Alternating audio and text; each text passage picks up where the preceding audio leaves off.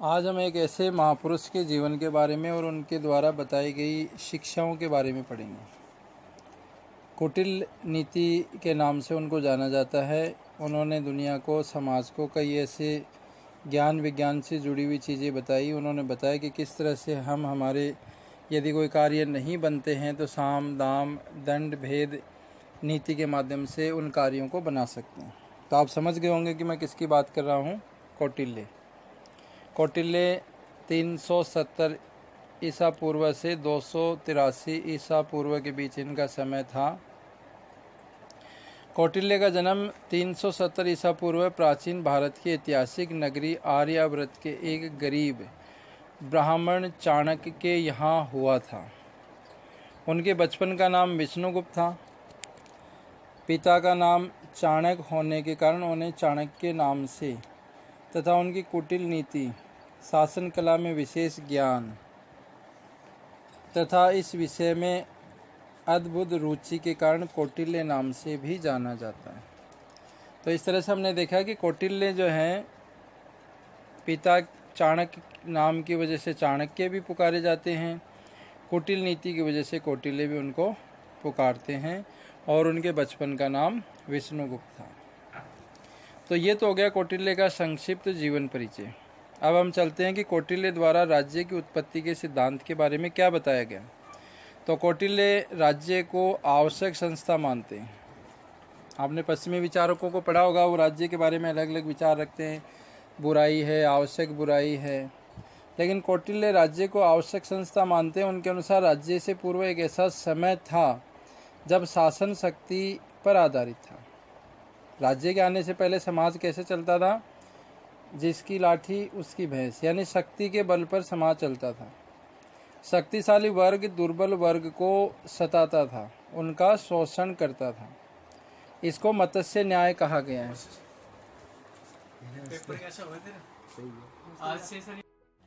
तो मत्स्य न्याय की बात कर रहे थे। मत्स्य न्याय का मतलब होता है कि बड़ी मछली हमेशा छोटी मछली को खा जाती है। इसी तरह से समाज में ताकतवर व्यक्ति जो होते हैं वो कमज़ोर व्यक्तियों को सताते हैं, परेशान करते हैं। यदि कमज़ोरों को रहना है तो ताकतवर व्यक्ति की बातें माननी पड़ेगी। जैसे कहते हैं ना कि तालाब में रह कर के मगरमच्छ से बैर नहीं ले सकते। तो यहाँ पर कौटिल्य ने बताया कि किस तरह से राज्य की उत्पत्ति हुई। तो राज्य की उत्पत्ति का सिद्धांत उन्होंने बताया कि जो लोग परेशान थे, दुखी थे, वो लोग ब्रह्मा जी के पास गए और उन्होंने मनु को राजा पर नियुक्त किया। यानी लोग जब ब्रह्मा जी के पास गए, त्राही माम त्राही माम त्राही माम, यानी हमें बचाओ, हमारी रक्षा करो इन अन्यायियों से, दुष्टों से। तो ब्रह्मा जी ने कहा कि आप में एक व्यक्ति है, वो आपका राजा बनेगा। वो व्यक्ति कौन है? मनु। मनु के बारे में आपने बहुत कुछ पढ़ रखा होगा। मनु वो व्यक्ति हैं जो सृष्टि का प्रलय हुआ था, विनाश हुआ था, तो वो अकेले व्यक्ति बचे थे, मनु और रति। तो मनु को राजा के रूप में सभी ने स्वीकार किया। उन्होंने कहा कि मनु आपके राजा बनेंगे और वो व्यवस्था को चलाएंगे।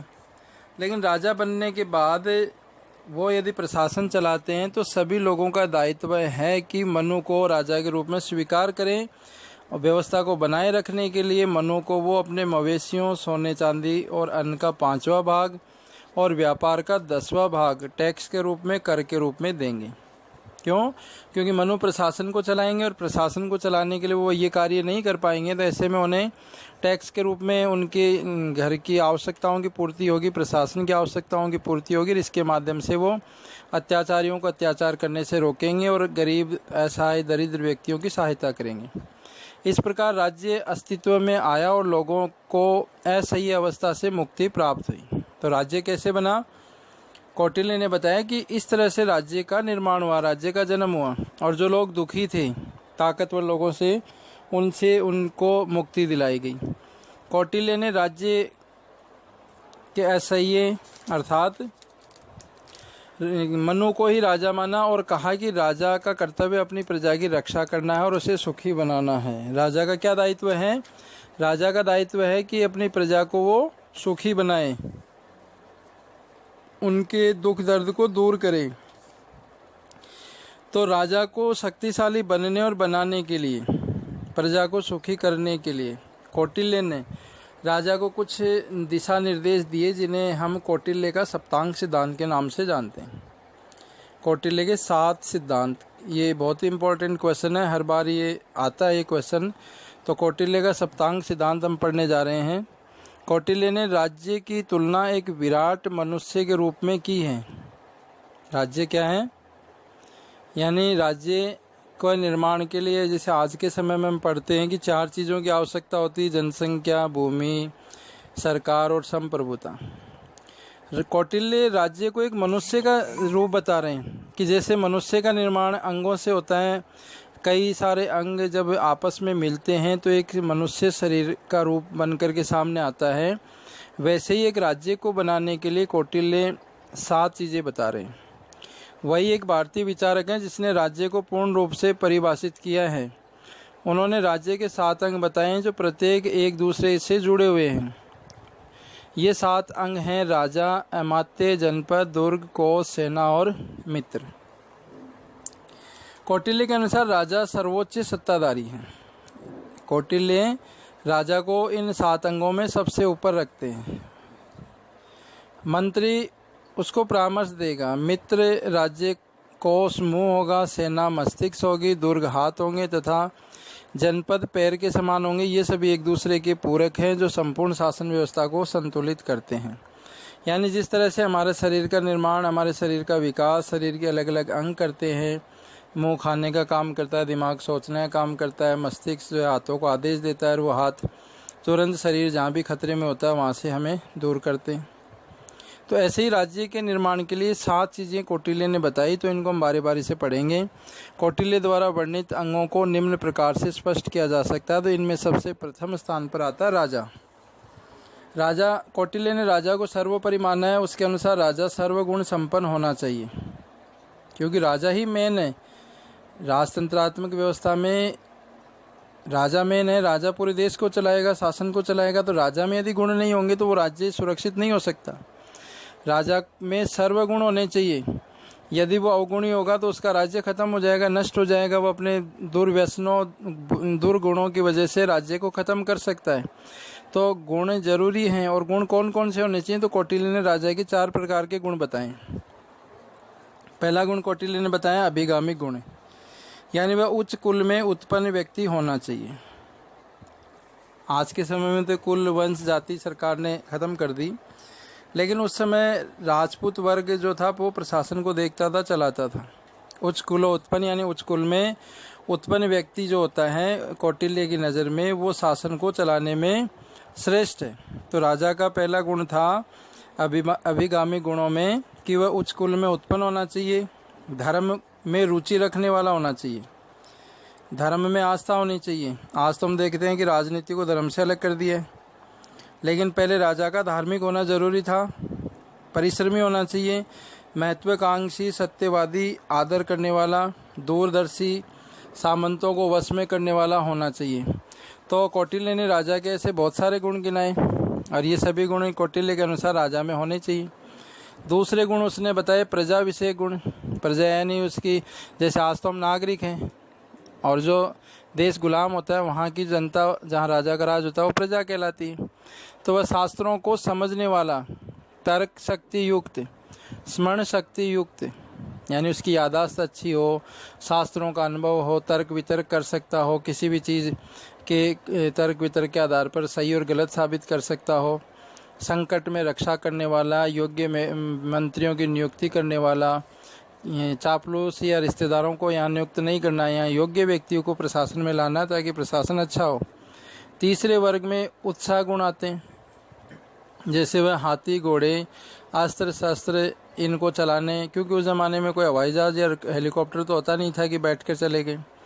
तो उन्हें आने जाने के लिए, युद्ध में जाने के लिए, साम्राज्य की रक्षा के लिए, दौरों के लिए या फिर शिकार के लिए हाथी, घोड़े इनका प्रयोग करना ही पड़ता था। अस्त्र शस्त्र उनको सीखना ही पड़ता था।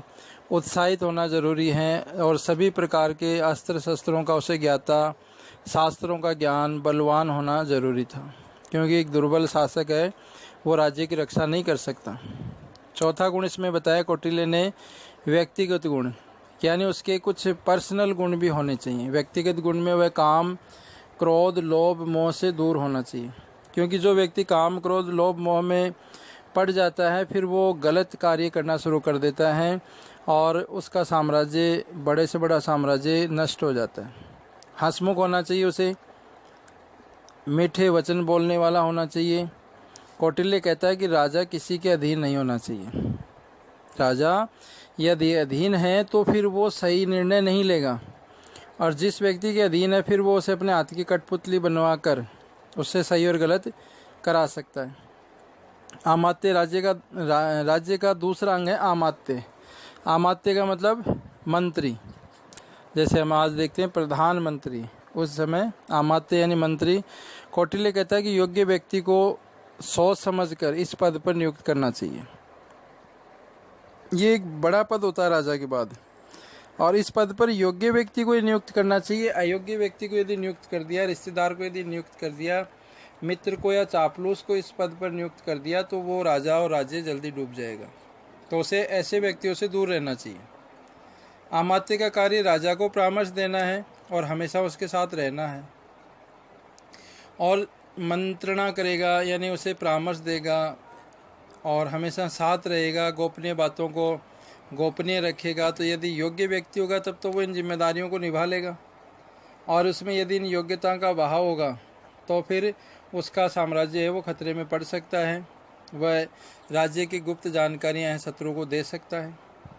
कौटिल्य कहता है कि जिस प्रकार गाड़ी का एक पहिया दूसरे पहिए के बिना प्रयोग में लाए नहीं चल सकता, ठीक उसी प्रकार राजा बिना अमात्य के अकेले व्यवस्था नहीं चला सकता।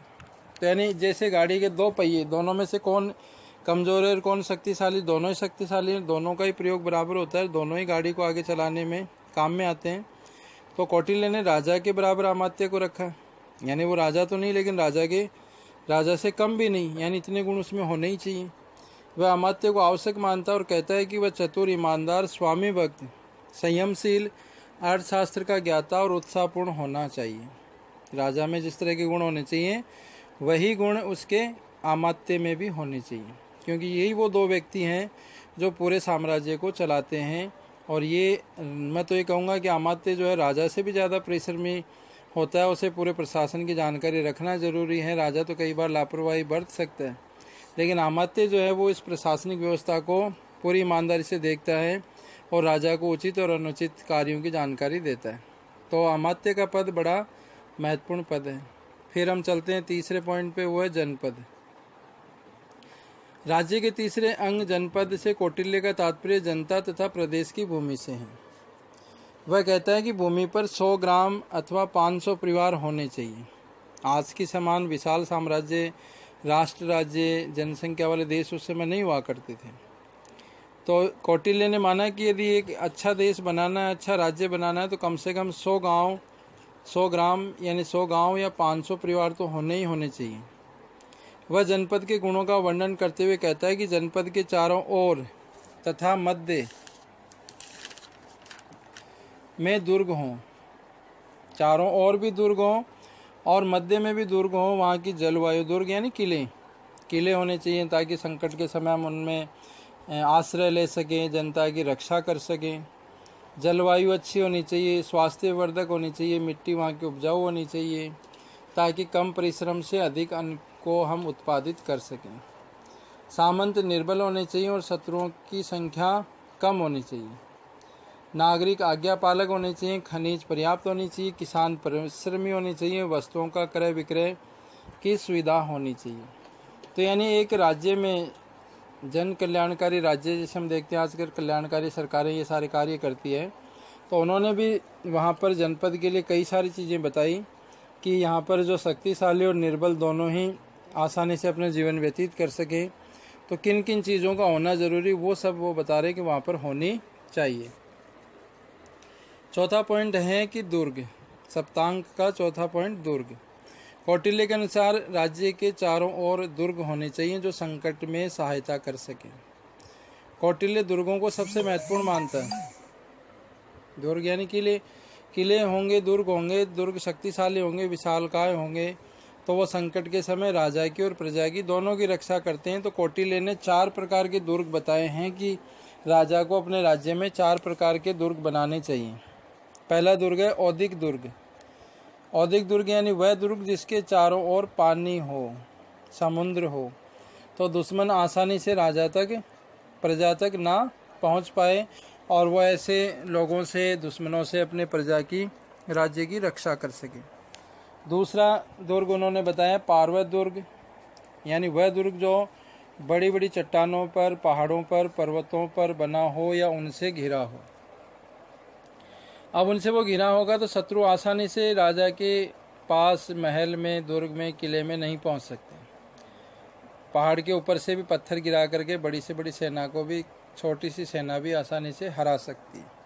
तो ये राज्य की सुरक्षा के लिए महत्वपूर्ण है। धानवन दुर्ग, तीसरा दुर्ग वह दुर्ग जो मरुस्थल में हो, जहाँ भूमि ऊसर हो।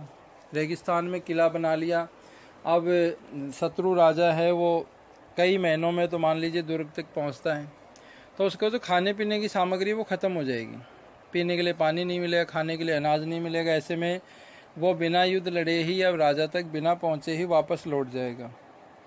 यदि वो घेरा डालकर भी रहता है तो वहाँ रेगिस्तान में उसे खाने पीने की चीज़ों का अभाव होगा और उसे वहाँ से बिना युद्ध लड़े भागना पड़ेगा। चौथा दुर्ग वन दुर्ग, वह दुर्ग जो वनों, वृक्षों से घिरा हुआ हो। तो इस तरह से कौटिल्य ने दुर्ग, 4 दुर्ग बताए हैं और चारों का अपना अपना महत्व है। कौटिल्य प्रथम 2 श्रेणी के दुर्गों को संकट काल में रक्षा हेतु सहायक मानता है और श्रेष्ठ मानता है। कौन से दुर्ग? औदिक दुर्ग और पार्वत दुर्ग को। तथा अंत के 2 दुर्गों को वह वनों की रक्षा के लिए आवश्यक और सहायक मानता है, धानवन दुर्ग और वन दुर्ग। इनसे आप वनों की रक्षा कर सकते हैं। तो इस तरह से कौटिल्य ने दुर्ग के बारे में अपने विचार रखे। सप्तांग सिद्धांत में 5वें पॉइंट पर हम चलते हैं और वह 5वां पॉइंट हमारा है कोष। कोष का मतलब खजाना। राज्य का 5वां अंग कोष है।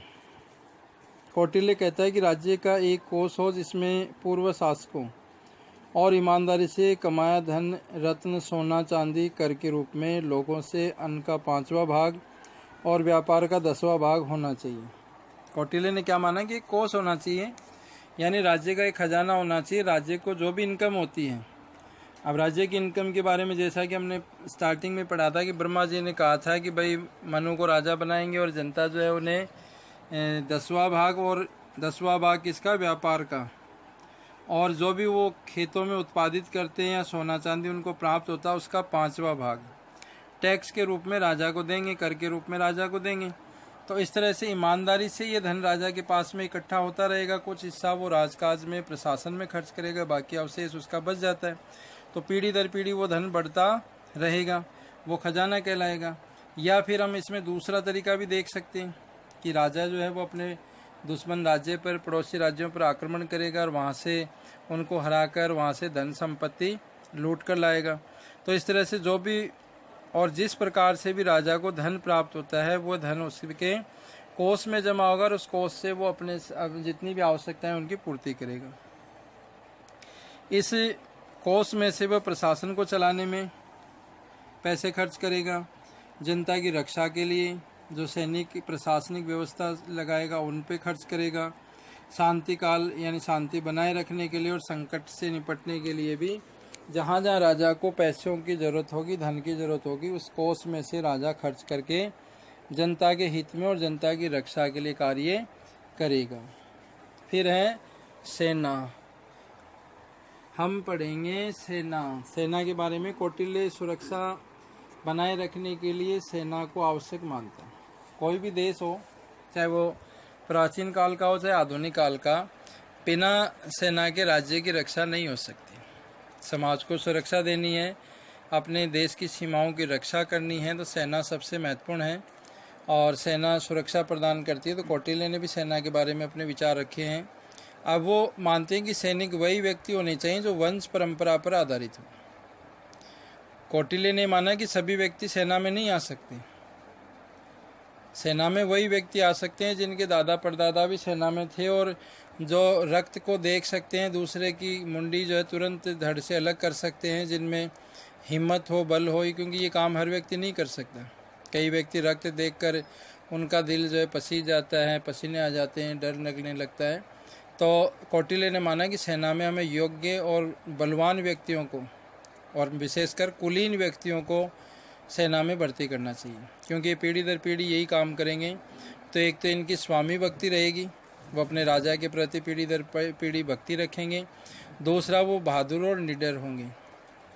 तो यहाँ पर सेना सबसे ज़रूरी है। सेना बलवान, कुलीन, कर्मवीर और अस्त्र शस्त्रों के अभ्यास में निपुण होती है। राजा की रक्षा के लिए तत्पर इन्हीं को वह एक अच्छी सेना के गुण बताता है। तो राजा की रक्षा के लिए, राज्य की रक्षा के लिए, प्रजा की रक्षा, संपत्ति की सुरक्षा के लिए इसका होना बहुत ज़रूरी है। उसके अनुसार सेना है वो 6 प्रकार की होती है।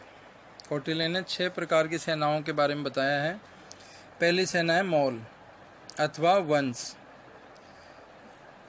वंश परंपरागत जो सैनिक होते हैं उन सेना को उन्होंने पहले स्थान पर रखा है। दूसरी भृतक यानी कि किराए की सेना, जिनको युद्ध के समय बुलाया जाता है, युद्ध खत्म होते ही वापस भेज दिया जाता है और उनका मेहनताना उनको दे दिया जाता है। तीसरी श्रेणी के सैनिक आते हैं श्रेणी मित्र, यानी वह सेना जो मित्र श्रेणी यानी जिसके अलग अलग वर्ग हों, जिसमें आप किसान को ले सकते हैं। जैसा कि हम पढ़ते भी हैं कि उस समय के जो कई कृषक ऐसे थे जो युद्ध के समय में सैनिक बन जाते थे और बाकी समय में वो कृषक का कार्य करते थे। अगली सेना मित्र बताई कि मित्र राष्ट्र की सेना, यदि आपका पड़ोसी राज्य मित्र है तो संकट के समय उस मित्र राष्ट्र की सेना का भी आप प्रयोग कर सकते हैं। शत्रु, मान लीजिए कि कोई शत्रु है आपका और आप उसे पराजित कर देते हैं, तो शत्रु राष्ट्र की जो सेना है वो जो सेना है वो अब आपकी सेना होगी। या फिर शत्रु राष्ट्र की सेना जो अब टूट करके मौत के डर से भाग करके आपके पास में आ गई है तो वो भी आपकी सेना कहलाएगी। और अंतिम है 8वीं। तो इस तरह से उन्होंने सेना के बारे में बताया। अब हम आगे इसका 7वां पॉइंट पढ़ते हैं, मित्र। कौटिल्य 2 प्रकार के मित्रों का वर्णन करता है, एक कृत्रिम मित्र और एक सहज मित्र। हमारे समाज में जैसे हम आम आदमी हैं तो हमारे भी मित्र होते हैं, वैसे एक राज्य होता है, राजा होता है। तो जब हमारे मित्र हो सकते हैं तो राजा के भी मित्र होंगे और शत्रु होंगे। तो राजा के 2 प्रकार के मित्र कौटिल्य बताता है कि एक तो कृत्रिम मित्र होते हैं यानी बनावटी, जिनको बनाया जाता है, और एक सहज मित्र जो पीढ़ी दर पीढ़ी चलते रहते हैं। कृत्रिम मित्र से अभिप्राय ऐसे मित्र से है जो धन व राष्ट्र से प्राप्त होते हैं। ऐसे मित्र जो धन के आधार पर, आप बहुत धनवान देश हो, जैसे अमेरिका आज नंबर 1 पावरफुल देश है, तो छोटे मोटे देश क्या करेंगे, अमेरिका से मित्रता का हाथ फैलाएंगे। हर कोई देश अमेरिका को अपना मित्र बनाना चाहेगा। तो वो कृत्रिम मित्र है, यानी वो उसके ताकत के दम पर मित्र बन रहे हैं, वो वास्तविक रूप में मित्र नहीं बन रहे हैं। क्लास में कई विद्यार्थी जो ज़्यादा पैसे लेकर आते हैं, खर्चा करते हैं, तो खाने पीने के शौकीन कई बच्चे उनके मित्र बन जाते हैं, उनके आगे पीछे घूमते रहते हैं। तो वो कृत्रिम मित्र हैं। संकट के समय वो हो सकता है सहायता कर भी दें और ना भी करें। लेकिन सहज मित्र वो होते हैं जो हमेशा हर परिस्थिति में साथ दें। आप खर्चा करो या ना करो, ये आपके हर समय हर परिस्थिति में साथ रहेंगे, वो कहलाते हैं सहज मित्र। ये संकट के समय में भी आपकी सहायता करेंगे और खुशी के माहौल में भी। वे हमेशा हितैषी होते हैं। वह कहता है कि सच्चा मित्र वह है जो उत्साहपूर्ण, धैर्यवान, ईमानदार, सुख दुख में साथ दे। तो मित्र की पहचान क्या है? जो उत्साहपूर्ण हो, जिसके दिल में मन में आपके लिए क्या हो, उत्साह हो, जिसमें धैर्य हो। जैसे तो धैर्य जरूरी है। धैर्य, आजकल धैर्य नहीं रखते लोग, जल्दी अपने धैर्य खो देते हैं। ईमानदारी, ईमानदारी भी एक लक्षण है, बहुत बड़ी विशेषता है। और सबसे बड़ी बात, सुख और दुख में। ज़्यादातर मित्र जो होते हैं वो सुख में काम आते हैं, दुख में पीठ दिखा देते हैं। तो कौटिल्य ने मित्र के लिए कहा कि वही मित्र सच्चा मित्र है जो आपके दुख में भी काम आए। तो इस तरह से हमने कौटिल्य के सप्तांग सिद्धांत की जानकारी ली। सप्तांग सिद्धांत को हमने पढ़ा। कौटिल्य ने 7 चीज़ें बताई एक राष्ट्र के लिए, समाज के निर्माण के लिए। अब इस सप्तांग सिद्धांत के हम निष्कर्ष की ओर बढ़ते हैं। कौटिल्य ने राज्य को पूर्ण और व्यवस्थित रूप से परिभाषित किया है। कौटिल्य के बताए अंग सेना, मित्र, दुर्ग, आधुनिक राज्य के तत्व, सरकार, जनता, सरकार और संप्रभुता से सम्मिलित हैं। यानी हमने पढ़ा था एक आधुनिक समय में राज्य के निर्माण के लिए क्या चीज़ें चाहिए। तो हमने पढ़ा था कि आधुनिक समय में राज्य के लिए, राष्ट्र के निर्माण के लिए 4 चीज़ों की आवश्यकता होती है। पहली चीज़ होती है जनसंख्या, फिर दूसरा क्षेत्रफल, तीसरी सरकार और चौथी संप्रभुता। यानी 4 चीज़ें होती है तो आप एक राष्ट्र का यानी एक देश का निर्माण कर सकते हैं। लेकिन कौटिल्य ने सेना, मित्र, दुर्ग, आधुनिक राज्यों के समान सरकार, जनता और संप्रभुता, इन सब चीज़ों को अपने विचारों में सप्तांग सिद्धांत में सम्मिलित किया है। आधुनिक समय में इन 4 तत्वों की ही आवश्यकता है। जो 4 तत्व भी हमने बताए, जनसंख्या, भूभाग, सरकार और संप्रभुता। 15 अगस्त 1947 से पहले भारत संप्रभु नहीं था, अब भारत संप्रभु है। तो संप्रभुता का होना जरूरी, क्योंकि संप्रभु राष्ट्र है, वह अपने आंतरिक और बाह्य निर्णय ले सकता है, तो संप्रभुता का होना जरूरी है। तो ये 4 चीज़ें हम देखते हैं कि आज राज्य का निर्माण करने के लिए ज़रूरी हैं। लेकिन इन 4 तत्वों के अलावा कौटिल्य ने जो 7 चीज़ें बताई, तो इन 4 तत्वों की आवश्यकता है। कौटिल्य का नियम आज के समय में हम देखें तो लागू नहीं हो सकता। ये एक तरह से विद्वतापूर्ण है, यानी उस समय राज्य को, राजा को शायद इन चीज़ों की आवश्यकता होती होगी।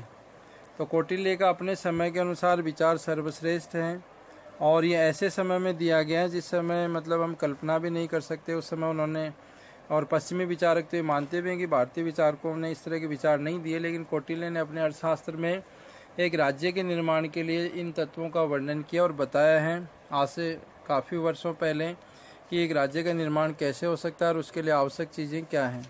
तो यानी 1000 कमियां हैं, लेकिन फिर भी कौटिल्य के सप्तांग सिद्धांत का महत्व इस बात पे है कि उन्होंने हजारों वर्ष पहले इस चीज़ को बता दिया था कि एक राज्य के निर्माण के लिए किन चीज़ों की आवश्यकता होती है और किस तरह से प्रशासनिक व्यवस्था या राज्य नाम का जो संस्था है, समुदाय है, वो अस्तित्व में आया। तो इन सब बातों के आधार पर हम कौटिल्य के सप्तांग सिद्धांत को यहीं पर समाप्त करते हैं।